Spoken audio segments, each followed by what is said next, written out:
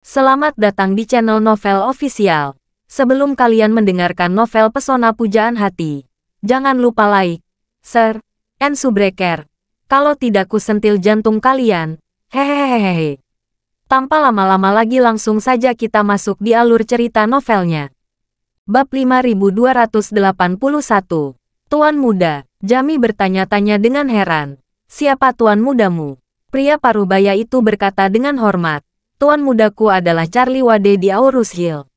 Charlie Wade. Ketika Jami mengetahui bahwa pria parubaya di depannya sebenarnya dikirim oleh Charlie untuk mengundangnya kembali, dia ngeri. Dia memandang pria itu dan bertanya kepadanya, "Kamu bilang Tuan Wade mengundangku kembali?" "Ya." Pria parubaya itu mengangguk dan berkata dengan serius, "Pesawat sudah menunggu lepas landas di bandara. Tuan Muda ingin mengirimmu kembali ke Aurus Hill secepatnya." Jami melebarkan matanya dan berkata, "Hai, saya ingin tahu. Saya belum mencapai akhir. Mengapa Tuan Wade meminta saya kembali sekarang?" Pria parubaya itu tidak menyembunyikan apapun. Dia berkata, "Tuan Schultz, ayahmu, Tuan Seldon akan segera menikah. Pernikahan akan diadakan di Aurus Hill. Tuan Wade meminta saya mengundang Anda untuk menghadiri pernikahan. Anda akan kembali melanjutkan ziarah setelah pernikahan selesai. Ayahku akan menikah." Jami terdiam beberapa saat, tetapi dia segera pulih dan bertanya, "Apakah ayah saya akan menikahi Bibi Harker?"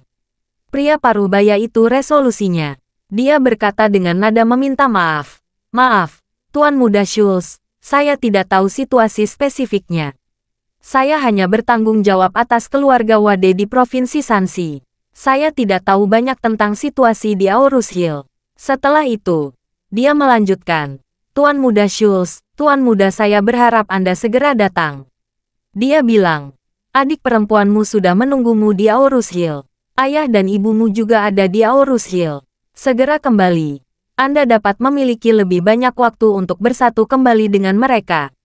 Jami menjawab. Dia mengangguk dengan cepat dan berkata, "Oke. Terima kasih atas kerja keras Anda." Setelah itu, dia melihat lingkungan sekitar dan bertanya kepada pria parubaya itu, "Dapatkah Anda merekam dengan tepat lokasi saya sekarang?" Pria parubaya itu berkata, "Tuan Schultz, jangan khawatir. Saya telah mencatat koordinat GPS. Saya bertanggung jawab mengirim Anda ke sini lagi." Jami merasa lega saat ini, dan ingin naik ke helikopter ketika dia melihat bahwa tubuhnya kotor. Dia berkata dengan agak malu, "Saya mungkin akan mengendarai helikopter Anda." Pria parubaya itu tersenyum dan berkata, "Tidak apa-apa. Anda tidak perlu khawatir tentang itu. Ayo cepat berangkat." "Oke." Jami mengangguk dan melangkah ke helikopter. Saat helikopter lepas landas, Jami terus melihat ke tempat dia baru saja naik. Dia ingin mengingat geografi dan bentang alam di sini, agar dia dapat memastikan bahwa dia tidak salah mengira tempat itu ketika dia kembali. Dan ketika helikopter naik lebih tinggi dan lebih tinggi, dia melihat pegunungan Qinling, yang megah dan perkasa di depannya. Dia tidak bisa menahan perasaan rindu dan hormat di dalam hatinya. Apa yang dia tidak tahu adalah bahwa sejak helikopter lepas landas hingga dia naik helikopter, selama percakapan dengan pria parubaya, seluruh proses ditangkap oleh kamera secara akurat. Video saat ini sudah dikirim ke ponsel Ishak. Charlie saat ini berada di Sky Garden. Diam-diam memperhatikan Nanako yang mengatur karangan bunga dengan bunga yang dibawanya dari Jepang dengan hati-hati. Nanako menggunakan jari-jarinya yang panjang dan ramping untuk dengan hati-hati bertemu bunga yang berbeda. Buku ini sudah memiliki rasa keindahan yang luar biasa. Keindahan seperti ini, bagi Charlie, Rosalie dan Sophie, belum pernah dilihat sebelumnya. Dan dengan setiap bunga yang ditambahkan Nanako, buket ini akan memberikan perasaan menyegarkan kepada orang-orang. Seolah-olah setiap keputusan yang dia buat adalah sentuhan akhir, yang membuat semua orang terpana. Kakak beradik Sophie dan Rosalie benar-benar terkesan dengan keterampilan merangkai bunganya yang luar biasa dan estetika uniknya. Charlie juga terkejut, tanpa diduga. Nanako memiliki bakat seperti itu. Bab 5282. Pada saat ini, telepon tiba-tiba bergetar. Dia membukanya dan menemukan bahwa itu adalah video yang dikirim oleh Ishak. Dia secara khusus menyampaikan pesan kepada Ishak untuk mengatur agar seseorang membawanya secara diam-diam. Hanya untuk melihat apa yang dilakukan Jamie dalam situasi nyata. Setelah melihat penampilan Jamie, kesan Charlie tentang dirinya juga banyak berubah. Jamie diminta untuk bersujud bukan hanya untuk menghukumnya, tetapi juga untuk memberikan kesempatan untuk memikirkan dirinya sendiri. Ada banyak cara untuk menghukumnya. Apalagi cara terbaiknya adalah dengan menempatkannya di kandang seperti Jiro dan membiarkan bersama anjing sepanjang hari. Namun, dalam pandangan Charlie, Jamie namun juga adalah kakak laki-laki Sophie, dan juga putra Bibi Dun. Jika dia bisa kembali ke jalan yang benar, itu akan menjadi hal yang baik bagi Sophie dan seluruh keluarga Schultz. Charlie awalnya berpikir bahwa dia setidaknya harus menunggu sampai pengalaman ini berakhir sebelum dia bisa berubah. Namun menilai dari kinerja Jamie saat ini, itu pada dasarnya melebihi ekspektasi Charlie untuknya. Sambil meletakkan telepon, karangan bunga pertama Nanako sudah dimasukkan. Rosalie dan Sophie bersemangat untuk menontonnya. Sophie hanya bisa menghela napas dan berkata, "Saya tidak pernah berpikir bahwa seikat bunga bisa begitu indah. Tidak peduli dari sudut mana yang melihatnya, itu sempurna." Rosalie sangat bersemangat hingga matanya merah. Dia masih berpikir tentang bagaimana membuat pernikahan orang lain berbeda dari pernikahan orang lain. Namun, ketika dia mulai mempersiapkan hal ini, dia menyadari bahwa sebenarnya begitu banyak orang kaya di seluruh negeri telah merusak ide pernikahannya. Apapun yang direncanakan, saya pikir itu akan luar biasa pada awalnya. Tetapi jika benar-benar bertanya kepada orang yang berpengetahuan, mereka akan segera menemukan banyak kasus serupa. Meskipun perangkat keras Taman Langit sangat bagus, Aurus Hill hanyalah kota tingkat kedua. Ruang komunitas kelas atas seperti ini tidak dapat dihitung dengan dua tangan di kota tingkat pertama. Terlebih lagi, dia tidak bermaksud boros dan boros, jadi lebih sulit lagi untuk membuat elemen yang benar-benar inovatif. Namun, saat melihat keterampilan merangkai bunga Nanako, dia langsung menyadari bahwa ini adalah inovasi yang paling berharga dan langka. Jika rangkaian bunga yang menakjubkan memenuhi tempat di hari pernikahan, pasti akan memukau semua orang. Setelah Nanako menyelesaikan buketnya, dia melihat ke arah Rosalie di samping dan bertanya padanya, "Nona Schultz, kamu puas dengan pengaturan ini?" "Puas, sangat puas," Rosalie berkata dengan penuh semangat.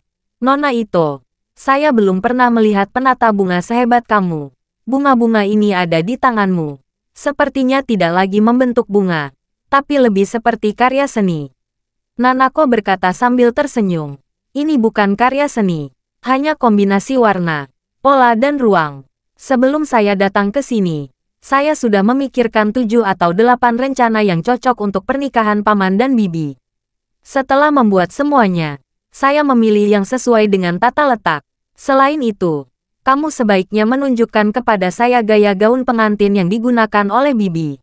Saya dapat merancang karangan bunga di kedua sisi jalan pernikahan sesuai dengan gaun pengantinnya."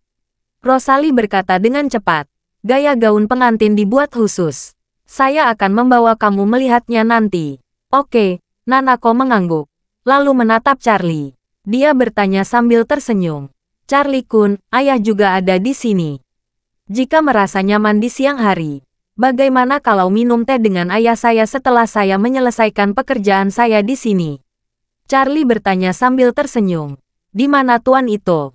Mengapa tidak datang ke sini?" Nanako tersenyum. Dia tidak ingin terlalu mencolok. Dia ada di tempat tinggalnya. Charlie bertanya lagi, "Apa dia tinggal di hotel?"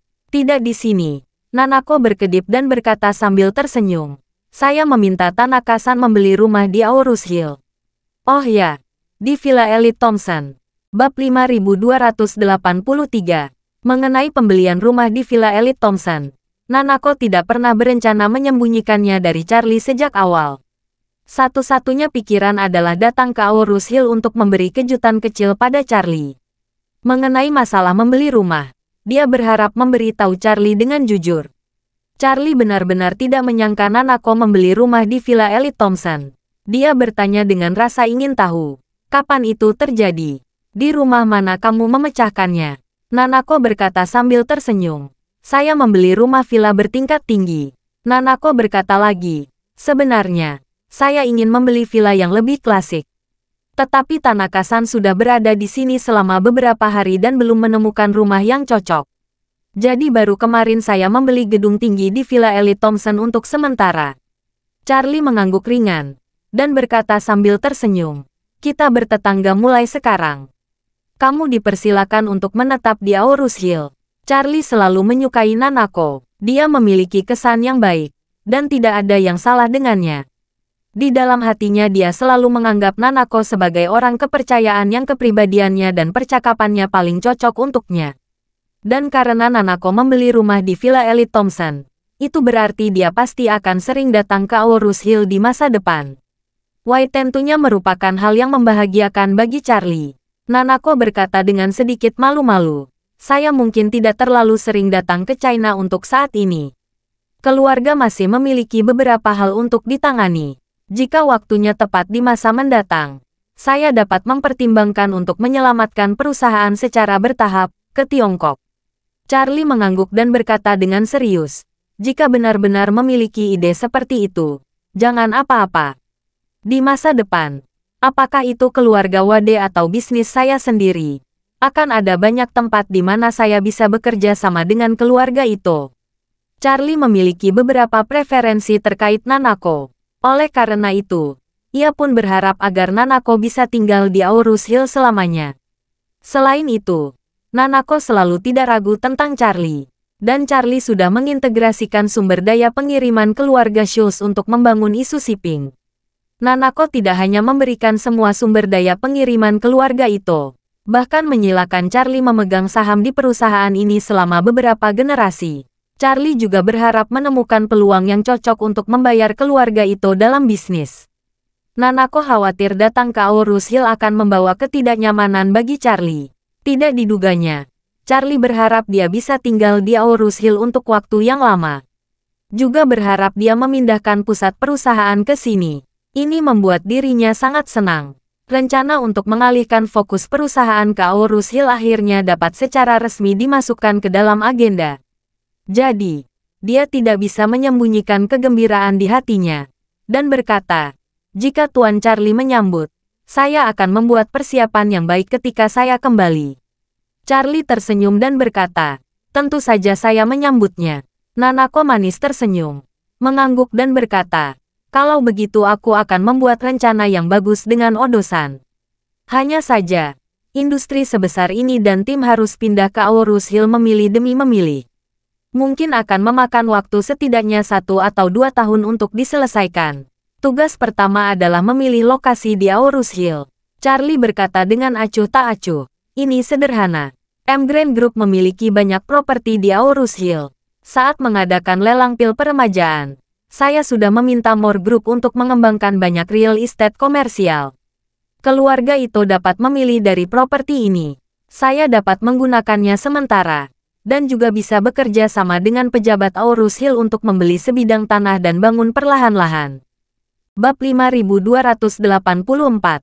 Nanako tahu bahwa Charlie menghasilkan banyak uang melalui lelang pil peremajaan, dan sebagian besar digunakan untuk investasi dan pengembangan di Aorus Hill. Dia bertanya, Charlie Kun, apa kamu akan mengadakan lelang pil peremajaan lagi tahun depan? Jika pil peremajaan terus beroperasi, Aorus Hill pasti akan menarik sejumlah besar perusahaan modal asing untuk menetap. Dan mungkin pusat keuangan baru akan muncul melalui pil peremajaan. Charlie menghela nafas, menggelengkan kepalanya dan berkata, saya tidak berencana mengadakan pelanggan pil peremajaan tahun depan.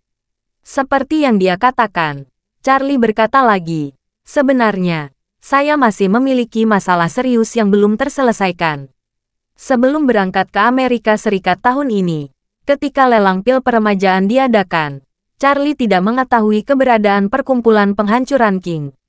Untungnya, lelang pil peremajaan tahun ini diadakan untuk pertama kalinya, dan kebanyakan orang yang mendapat berita adalah orang Eropa kaya tradisional yang dibantu oleh Ratu Nordik tua. Sedangkan orang kaya sejati tidak muncul pada lelang saat itu. Itu hanya perilaku pribadinya, bukan keputusan untuk menetap. Tapi sekarang, Charlie telah menyentuh sedikit konteks perkumpulan penghancuran King. Mengetahui bahwa organisasi ini sangat kuat, dan dia telah membunuh dan menangkap banyak tentara mati dan kavaleri penjaga ksatria di Amerika Serikat dan Eropa Utara. Saat ini dia sangat waspada. Jika kita mengadakan lelang pil peremajaan lagi, dia khawatir tidak akan bisa menentukan lokasi rendah hati. Mungkin bukan langkah bijak pada waktu itu. Oleh karena itu, apa yang Charlie rencanakan dalam hatinya adalah pelanggan tahun depan. Dia bisa memulai kembali pelanggan ketika dia menyelesaikan organisasi itu, atau ketika organisasi itu tidak lagi menjadi musuh bebuyutannya. Meskipun Nanako tidak tahu apa-apa tentang perkumpulan penghancuran King, dia bisa mendengar kehati-hatian dalam kata-kata Charlie. Dia berkata, karena masih ada risiko, lebih baik jangan melakukannya untuk saat ini. Saat dia mengatakan itu, Nanako memikirkan sesuatu, dan berkata, namun, karena Charlie Kun khawatir akan terungkap, aku punya ide. Saya tidak tahu apakah itu layak atau tidak. Charlie bertanya dengan rasa ingin tahu. Ide apa? 1 atau 2 bulan sebelum pembukaan, penyelenggara mengirimkan surat undangan kepada mereka yang berpartisipasi dalam lelang pil peremajaan tahun ini secara pribadi. Mengundang mereka untuk datang ke lelang di tahun baru. Orang-orang ini telah menyaksikan keajaiban pil peremajaan tahun lalu. Itu bukan lagi rahasia bagi mereka. Jika mereka diundang, tidak ada yang namanya kebocoran. Charlie berpikir sejenak, lalu tersenyum dan berkata, Nanako, metodemu sangat bagus. Meskipun orang-orang ini telah berpartisipasi dalam lelang pil peremajaan, tetapi sebagian besar kembali dengan tangan kosong. Mereka pasti menantikan pelanggan berikutnya, dan mereka pasti tidak akan menolak untuk berpartisipasi dalam pelanggan berikutnya. Nanako mengangguk dan berkata, lagi pula, orang-orang ini semua tahu kebenaran menghasilkan uang secara diam-diam. Dan tahu bahwa semakin besar persaingan, semakin sedikit harapan yang mereka miliki. Mereka pasti tidak akan menyebarkan berita pil peremajaan kemana-mana, dan lelang pasti akan berjalan dengan lancar. Nanako berkata lagi, karena sistem undangan telah diterima. Jika Tuan Charlie memiliki klien besar yang ingin diundang, kamu hanya perlu melakukan pemeriksaan latar belakangnya secara diam-diam. Konfirmasikan bahwa dia tidak ada secara keseluruhan dengan perkumpulan itu. Anda dapat mengiriminya surat undangan. Dengan cara ini, kamu juga dapat menghindari kebocoran informasi. Ide bagus. Charlie tidak bisa tidak memuji, dan tidak bisa tidak memikirkan pamannya Christian di dalam hatinya. Jika mengikuti cara Nanako, meskipun dia tahu pamannya menggunakan identitas palsu, tetapi tahun depan lelang pil peremajaan yang kedua, dia akan mengirimkan surat undangan kepada pamannya sesuai aturan melalui situs lelang pil peremajaan. Lagi pula, dia sudah menetapkan aturan untuk pil peremajaan. Semua penawar yang berhasil harus meminum pil itu di tempat. Dengan cara ini, meskipun paman diundang untuk berpartisipasi, dia hanya dapat menawar untuk dirinya sendiri. Mengingat betapa berbaktinya keluarga akar kepada lelaki tua itu, dia mungkin akan melepaskan kesempatan ini saat itu. Bab 5285. Memikirkan hal ini, Charlie tidak bisa tidak bertanya-tanya. Haruskah dirinya membuka pintu belakang untuk kakeknya dan mengirim surat undangan agar dia datang ke pelelangan? Dalam hal ini, dia harus memiliki kekuatan untuk menawar di akhir seluruh pil peremajaan. Dan kondisi fisiknya juga akan sangat meningkat. Namun, dengan cara ini, dia harus mendapatkan setidaknya 100 hingga 200 miliar dolar AS dari kakeknya. Dan Charlie merasa bahwa meskipun dia memegang uang ini, itu akan sedikit panas. Jadi Charlie berhenti memikirkannya. Dia memutuskan untuk menunggu sampai tahun depan ketika dia benar-benar memutuskan untuk meluncurkan lelang pil peremajaan, sebelum memikirkan masalah ini. Sophie dan Rosalie diam-diam mendengarkan dari samping. Pada saat ini, hati Sophie sudah cemburu. Dia dapat melihat bahwa Charlie lebih menyukai Nanako. Tetapi tanpa diduga, Nanako juga dapat menasihati Charlie. Melihat keduanya terasa seperti pasangan alami, dia sangat iri. Rosalie yang berada di samping juga sedikit cemburu. Tetapi mentalitasnya secara keseluruhan jauh lebih baik daripada Sophie. Di hati Sophie, Charlie adalah seorang dermawan dan bahkan seorang kekasih. Sedangkan di hati Rosalie, selain menjadi seorang dermawan dan kekasih, Charlie juga tuannya. Alasan mengapa itu disebut tuan terutama karena Rosalie telah lama memutuskan untuk setia kepada Charlie. Charlie seperti kaisar kuno baginya, menjadi objek kesetiaannya. Dan justru karena tingkat kesadaran ini, dia tidak mengharapkan perkembangan apapun antara dirinya dan Charlie. Seperti kata pepatah, tanpa harapan, tidak ada kekecewaan. Dalam hal ini, dia jauh lebih berpikiran terbuka daripada Sophie. Siang hari, Nanako mengesampingkan rangkaian bunga untuk sementara waktu. Saat semua orang hendak istirahat makan siang, dia berkata kepada Charlie, "Charlie-kun, Odo-san sudah menunggu kunjungan kamu di Villa Elite Thompson. Ayo ke sana sekarang." "Oke," Charlie langsung setuju. Dan berkata, "Kita naik mobilku." "Baik," Nanako mengangguk. Dan memberitahu pelayan yang dibawanya untuk pergi ke kamar hotel untuk istirahat dulu. Sambil melepas celemek yang dikenakannya saat merangkai bunga. Dan bersiap untuk pergi ke rumah barunya bersama Charlie untuk menemuinya ayahnya. Pada saat ini, Isaac datang dan berkata kepada Charlie, Tuan muda Schultz akan mendarat di Aurus Hill sekitar 40 menit. Sophie, yang tidak banyak bicara, mendengar ini. Dia bertanya dengan cepat, "Tuan Cameron, saudaraku akan segera datang." "Ya," Isaac mengangguk dan berkata, "mendarat dalam 40 menit." Sophie memandang Charlie dan bertanya dengan penuh harap, "Tuan Wade, bolehkah saya menjemputnya di bandara?" "Tentu saja," Charlie langsung setuju. Dan berkata, "Kamu bisa pergi ke bandara sekarang. Setelah menjemputnya, kamu bisa ajak temui Bibi Dun. Sore hari, aku akan mengunjungi rumah Bibi Dun." Bab 5286. Sophie mendengar Charlie berkata bahwa dia akan berkunjung ke rumah. Akhirnya ada ledakan kegembiraan di hatinya. Dia mengangguk penuh terima kasih dan berkata, "Oke, Tuan Wade, kalau begitu aku akan menjemput kakakku.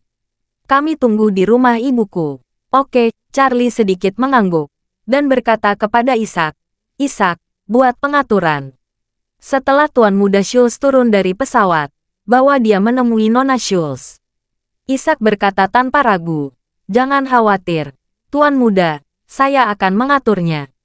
Charlie mengangguk, lalu berkata kepada Sophie, "Nona Schultz, silakan ke bandara.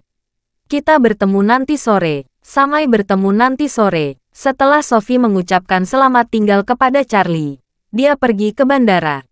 Meskipun Jamie memilih untuk berpaling kepada kakeknya Cat Van setelah keluarganya dalam bahaya, Sophie tidak menyalahkannya di dalam hatinya. Sophie sebenarnya sangat memahami karakter kakaknya. Dia bukan orang jahat, tapi dia dimanja dan dibesarkan selama bertahun-tahun. Dia benar-benar kurang tanggung jawab.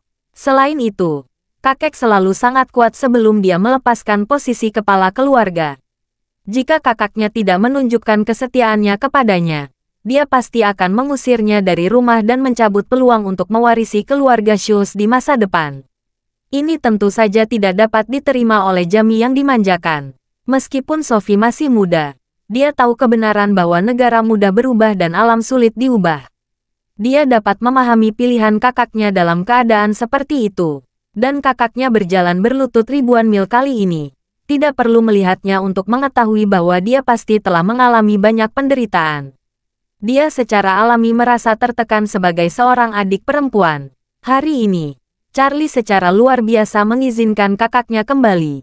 Sophie tidak sabar untuk bertemu dengannya lebih cepat. Saat Sophie berkendara ke bandara, pesawat Jamie sudah mendarat. Pakaian Jamie sudah compang camping dan tidak berbentuk. Kejadian ini tiba-tiba saat dia dijemput hari ini. Dan keluarga Wade tidak menyiapkan pakaian yang layak untuknya. Jadi itu satu-satunya cara untuk membawanya kembali untuk saat ini. Karena koordinasi Isaac, staf keluarga Wade mengirim Jamie keluar dari bandara langsung untuk menemui Sophie. Saat ini, Sophie memarkir mobilnya di pinggir jalan dan menunggu dengan cemas di dalam mobil. Ketika melihat beberapa anggota staf berjalan keluar dari bandara mengelilingi seorang pria yang terlihat seperti pengemis, dia sekilas mengenali kakaknya. Dia tidak peduli untuk bersedih atas citra mengerikan kakaknya. Dia segera membuka pintu mobil untuk menemuinya. Dia berteriak dengan suara tercekat, "Kakak!" Jamie mengikuti arah suara dan melihat bahwa itu adalah Sophie. Air mata langsung menggenang di matanya. Saat ini, Sophie sudah bergegas menghampirinya. Dia mengabaikan penampilannya yang kotor, memeluknya, dan menangis. Kakak, akhirnya kamu kembali. Jamie tidak bisa menahan tangis. Dia berkata dengan sedikit panik dan harga diri rendah. Sophie, kakakmu terlalu kotor. Tidak apa-apa. Sophie menggelengkan kepalanya, menangis dan berkata lagi. Kakak, kamu telah menderita 6 bulan terakhir. Bab 5287. Jamie menghela napas, dan berkata dengan wajah saleh. Aku tidak terlalu menderita. Setiap kali aku memikirkanmu dan ibu, hatiku merasa sangat bersalah. Aku tidak pernah bisa memaafkan diriku sendiri. Sophie menghibur. Hal-hal itu sudah berakhir. Kakak, jangan menyebutkannya lagi. Aku dan ibu sangat memahamimu. Ibu tidak marah padamu. Aku juga tidak marah padamu. Sophie menyeka air matanya, dan berkata, Kakak, ibu menunggumu di rumah. Ayo cepat kembali. Jamie berkata dengan sedikit malu. Sophie, bisakah kamu melihatku seperti ini? Bagaimana kalau aku mencari tempat untuk mandi dulu lalu mengganti pakaian saya? Tidak perlu. Sophie menggelengkan kepalanya dan berkata, Ibu sudah menyiapkan 1 set pakaian lengkap. Dan saya sudah menyiapkan pisau cukur untukmu. Ayo cepat kembali. Jamie bertanya dengan heran. Ibu tahu Tuan Wade mengizinkan saya kembali hari ini. Mungkinkah ibu yang menemui dan memohon pada Tuan Wade? Tidak, Sophie menggelengkan kepalanya dan menjelaskan. Saya memberitahu ibu kemarin bahwa saya ingin bertanya kepada Tuan Wade hari ini. Apakah dia mengizinkan kamu kembali untuk menghadiri pernikahan ayah? Ibu bilang, selama saya membuka mulut, Tuan Wade pasti akan setuju. Jadi saya membeli semua barang ini untukmu kemarin sore. Jamie sedikit terkejut, lalu mengangguk, dan menghela napas. Sepertinya ibu menebak bahwa Tuan Wade akan mengampuni saya. Sophie mengangguk, dan buru-buru mendesak. Saudaraku, ayo pergi. Kita bicara di mobil saja. Jangan membuat ibu menunggu terlalu cemas. Sophie berterima kasih kepada anggota keluarga Wade, dan membawa saudaranya ke mobilnya. Melihat mobil Volvo Sophie yang bersih dan rapi, Jamie berkata dengan hati-hati, Sophie, kakakmu kotor dan bau. Pasti akan mengotori mobilmu. Sophie membuka pintu mobil, mendorongnya masuk. Dia berkata dengan serius, Kakak, kita kakak beradik. Mobil tidak lebih penting darimu. Setelah itu, dia bergegas kembali ke kursi pengemudi dan meninggalkan bandara. Dalam perjalanan, Sophie bertanya kepadanya, Kakak, bagaimana perjalananmu? Apakah kamu lelah? Tidak lelah. Jamie menggelengkan kepalanya. Dia berkata dengan serius, awalnya aku merasa sangat lelah, dan kuharap bisa melakukannya setiap hari. Sepertinya saya akan mati kelelahan. Tapi saya cepat terbiasa. Sejujurnya, saya tidak terbiasa dengan gangguan yang tiba-tiba. Perjalanan di pesawat barusan cukup menyiksa. Sophie sedikit terkejut. Tidak diduganya, kakaknya yang selalu dimanjakan, dapat beradaptasi dengan ziarah yang begitu sulit. Jamie melanjutkan dengan mengatakan, saya tidak dapat bertahan dalam melakukan apapun di masa lalu. Kadang-kadang saya merasa bahwa merokok benar-benar membuat saluran pernapasan saya sangat tidak nyaman. Saya ingin berhenti merokok tetapi sulit untuk bertahan sepanjang pagi. Terkadang pikiran saya panas dan saya ingin pergi ke gym, tetapi saya tidak bertahan. Saya mundur dalam 2 hari. Terkadang saya ingin menenangkan diri dan mempelajari sesuatu yang berguna bagi saya. Tetapi tidak ada yang benar-benar dapat saya tempel setelah bertahun-tahun. Berbicara tentang ini, Jamie menghela napas. Dia menarik napas dan berkata dengan penuh emosi, ziarah ini membuatku memahami sebuah kebenaran. Nyatanya, tidak terlalu sulit untuk bertahan.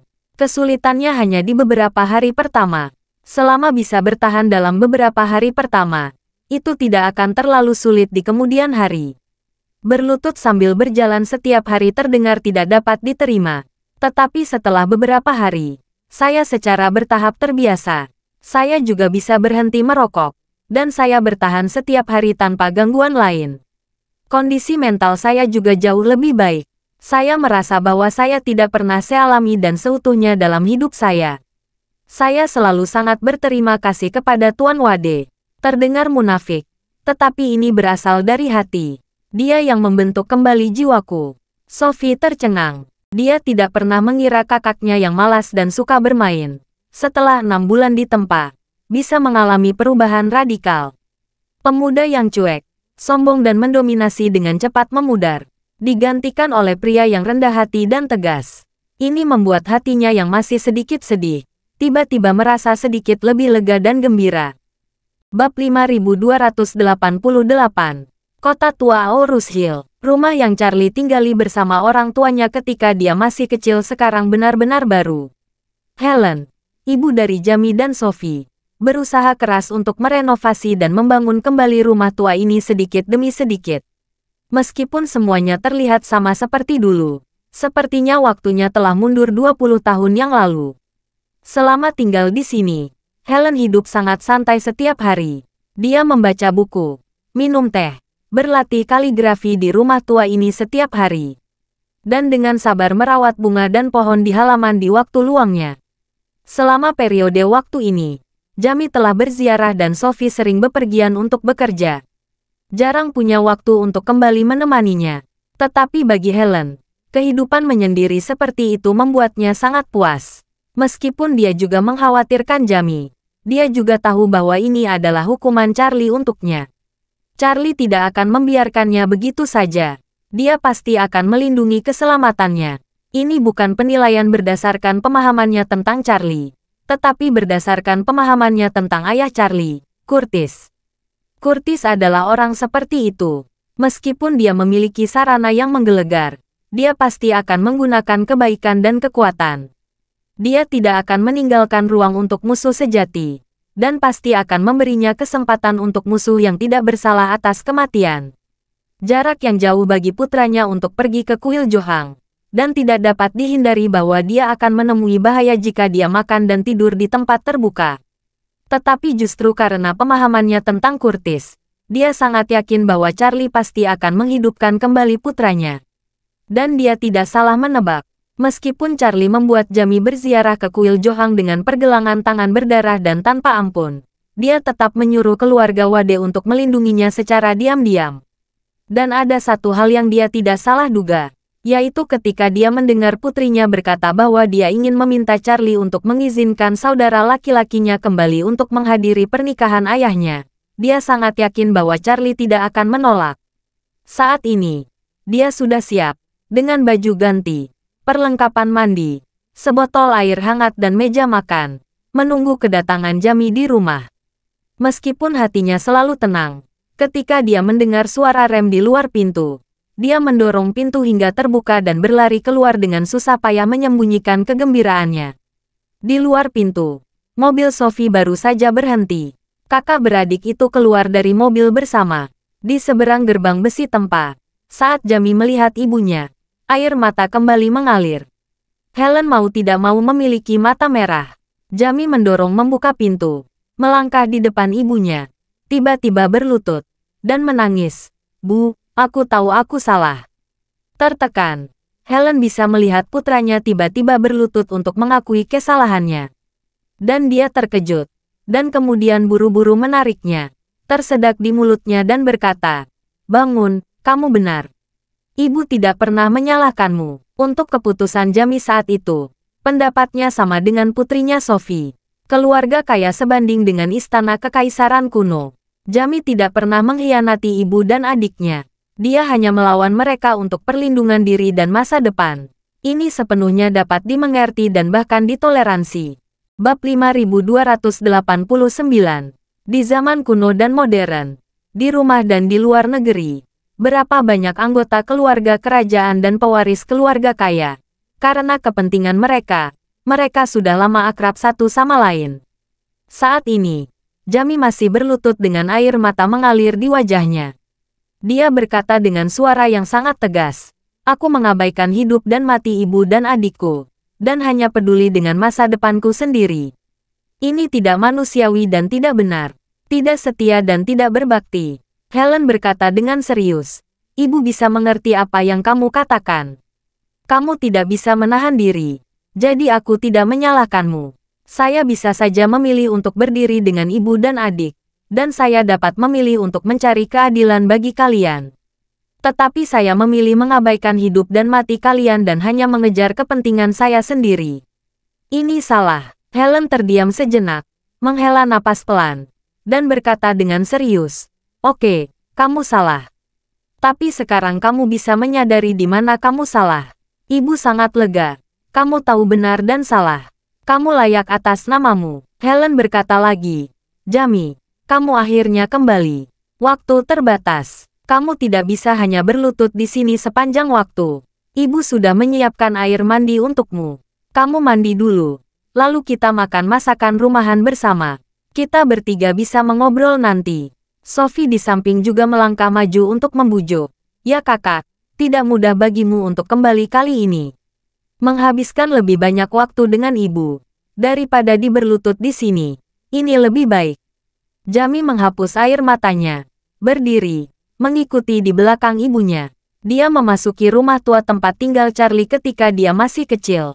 Helen membawanya langsung ke kamar mandi, di mana bak mandi sudah diisi dengan air, dan perlengkapan mandi serta pakaian bahagia disisihkan dengan rapi.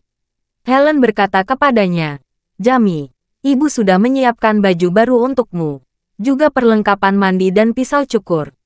Tapi tidak ada yang memotong rambutmu. Saya pikir rambutmu cukup panjang. Kamu bisa ke toko tukang cukur dan dapatkan potongan yang bagus nanti sore." Jamie menggelengkan kepalanya dan berkata, "Aku ingin menumbuhkan rambut selama 3 tahun. Sekarang baru setengah tahun." 3 tahun, Helen berkata dengan heran. Anak laki-laki tidak boleh memanjangkan rambut. Apalagi kondisi di jalan ini sulit. Tidak mudah merawat rambut panjang seperti itu. Jamie berkata dengan serius, "Bu, bulan lalu, saya bertemu pasangan di jalan. Mereka, seperti saya, juga ingin pergi jauh-jauh berziarah ke kuil Johang. Tetapi mereka lebih cepat dari saya. Kami hanya berjalan bersama selama 2 hari, karena saya tidak dapat mengikuti kecepatan mereka. Pasangan itu pergi berziarah untuk berdoa untuk putra mereka yang meninggal karena leukemia. Mereka ingin kehidupan selanjutnya bisa memiliki kehamilan yang baik dan tidak lagi menderita penyakit dan penderitaan seumur hidup. Saya mendengar mereka berbicara tentang penderitaan yang diderita putra mereka sebelum meninggal. Saya merasa sangat tidak nyaman. Saya ingin menumbuhkan rambut saya dan mencukurnya setelah 3 tahun. Menyumbangkan wig untuk anak-anak yang kehilangan rambut karena kemoterapi dapat dianggap sebagai upaya pribadi. Saya dapat melakukan yang terbaik untuk mereka." Mata Helen berlinang air mata dalam sekejap. Dia benar-benar tidak menyangka akan ada perubahan besar pada putranya ini. Dia melahirkan putra ini 20 tahun lalu. Dia membayangkan putranya mungkin tidak mencapai apapun dalam hidupnya. Juga membayangkan bahwa karirnya akan berakhir di mal. Tidak pernah disangkanya bahwa putranya dapat mengatakan hal seperti itu. Sophie, yang berdiri di depan pintu, juga menangis saat ini. Jadi, dia berkata, "Kakak, saya juga bisa menyumbangkan uang untuk mendirikan dana amal atas namamu untuk membantu anak-anak penderita leukemia." Jamie menoleh untuk melihatnya, tersenyum dan berkata, "Sophie, tidak apa melakukan perbuatan baik. Tetapi jangan menggunakan namaku. Aku tidak mampu membelinya." Dia menghela napas dan berkata lagi, "Setelah aku tiba di kuil Johang dan menyelesaikan penebusanku, aku akan melakukan yang terbaik untuk melakukan sesuatu untuk mereka sendiri." Sophie tidak dapat menahan diri untuk bertanya, "Saudaraku, perlu 1 tahun lagi kamu sampai di kuil Johang, kan?" Jamie tersenyum dan berkata, "Jika saya bisa sedikit lebih cepat setiap hari daripada hari sebelumnya, mungkin saya bisa tiba dalam 8 bulan. Bab 5290. 8 bulan. Sophie berseru, "Kalau kamu ingin sampai di kuil Johang dalam 8 bulan, kamu harus menempuh setidaknya 8 atau 9 kilometer setiap hari." Jamie mengangguk dan berkata, 8 atau 9 kilometer dijamin. Jika kondisinya bagus dan cuacanya bagus, saya bisa menempuh lebih banyak. Saya dapat menyisihkan waktu untuk tinggal sebentar saat melewati tempat dengan pemandangan alam yang megah. Sophie tidak bisa menahan diri meledak lagi dan tertekan. Tetapi Helen di samping menoleh padanya dan berkata, "Sophie, kakakmu akan mandi. Jangan ganggu dia." Sophie mengangguk sedikit, dan berkata kepada Jamie, "Kakak, mandi dulu. Kami menunggumu di luar." Jamie menjawab. Dan ketika Sophie menutup pintu kamar mandi, dia melepas pakaiannya yang compang camping dan bersiap untuk mandi dengan baik. Tetapi berdiri di depan bak mandi, melihat ke dalam air hangat yang jernih, dia ragu sejenak. Dia membawa pakaian kotornya ke kamar mandi di sampingnya. Dia meletakkan pakaian kotornya di lantai terlebih dahulu, lalu menyalakan shower. Dia membilas pakaian kotornya, dan kemudian mulai membersihkan kotoran di tubuhnya sedikit demi sedikit. Sophie dan ibunya, Helen, sudah tiba di ruang makan saat ini. Mereka berdua saling memandang, dan mereka bisa melihat tatapan rumit di mata satu sama lain. Setelah hening sejenak, Sophie berbicara terlebih dahulu. Bu, kakak banyak berubah dalam 6 bulan terakhir. Banyak kata yang keluar dari mulutnya. Aku tidak percaya. Seolah-olah ada jiwa lain yang menggantikan tubuhnya. Helen sedikit tersenyum, dan berkata dengan susah payah menyembunyikan kelegaannya. Sudah kubilang sebelumnya. Segala sesuatu di dunia ini tidak memiliki angka pasti. Meskipun kakakmu pernah menjadi playboy selama lebih dari 20 tahun, tapi sekarang sepertinya dia ditakdirkan untuk berubah pikiran. Helen berkata lagi, ketika kakakmu kembali dari kuil Johang dalam 8 bulan, lintasan hidupnya mungkin mengalami perubahan yang mengejutkan. Saya percaya perubahan ini pasti akan membuatnya lebih baik. Sophie mengangguk ringan, menghela napas, dan berkata, tampaknya penderitaan kakak di sepanjang jalan tidak sia-sia. Jika dia bisa berjalan di jalan yang benar mulai sekarang, itu hebat. Saya ingin berterima kasih kepada Tuan Wade atas kemampuannya yang luar biasa. Helen setuju. Terkadang orang hanya perlu menerobos dan kemudian berdiri. Hanya saja beberapa orang dimanja sejak kecil, dan mereka terlindungi dengan sangat baik. Dia melalui proses yang berantakan itu. Jadi saya juga sangat ingin terima kasih pada Charlie. Sophie berkata, oh, omong-omong, Tuan Wade bilang, dia mau datang berkunjung setelah makan siang. Helen sedikit terkejut, dan tanpa sadar bertanya padanya, Charlie datang. Ya, Sophie mengangguk. Oke, Helen berkata sambil tersenyum. Hanya masalah waktu untuk berterima kasih padanya secara langsung.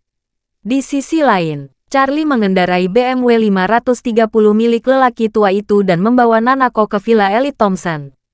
Rumah Villa Elite Thompson terbagi menjadi villa dan kawasan bertingkat tinggi. Di kawasan villa, mobil bisa melaju langsung. Namun di kawasan bertingkat tinggi, mengingat populasi yang relatif padat, pengembang membagi orang dan kendaraan. Charlie hanya bisa mengendarai mobil ke garasi bawah tanah. Saat dia memasuki garasi bawah tanah, Marianne baru saja naik lift dan keluar dari ruang lift garasi bawah tanah. Saat ini, di luar aula lift, mobil pengasuh impor 7 tempat duduk sudah menunggu. Duduk di kursi pengemudi mobil adalah Nyonya Marilyn, pengurus rumah tangga Scarlet Pinnacle Villa. Duduk di kursi kelas 1 di sisi kiri baris kedua adalah Vera, seorang gadis kuno berusia 18 tahun. Baris kedua dan ketiga mobil pengasuh semuanya ditempel dengan film privasi satu arah yang sangat dalam, dan bagian dalamnya tidak dapat dilihat dengan jelas dari luar. Mereka berdua datang ke Villa Elite Thompson adalah karena mereka baru saja menemani Marianne ke Universitas Aurus Hill untuk menandatangani kontrak di pagi hari. Dan awalnya berencana untuk kembali ke Scarlet Pinnacle Villa untuk makan siang bersama Marianne. Tetapi karena Marianne menerima banyak kontrak, materi, dokumen, lencana, kartu kontrol akses, dan banyak alat tulis khusus dari Universitas Aurus Hill, dia mengambil banyak dari mereka dengan berantakan. Selain itu, ini semua diperlukan untuk pekerjaan Marianne nanti, dan tidak perlu membawa begitu banyak barang kembali ke Hong Kong. Yang tidak hanya merepotkan tetapi juga mudah hilang dan dilupakan. Dia mengusulkan untuk meminta Nyonya Marilyn mengemudi ke Villa Elite Thompson lebih dulu. Dia menaruh barang-barang ini untuk disimpan di rumah baru di sini. Terima kasih sudah mendengarkan cerita novel Pesona Pujaan Hati. Sampai jumpa di novel selanjutnya.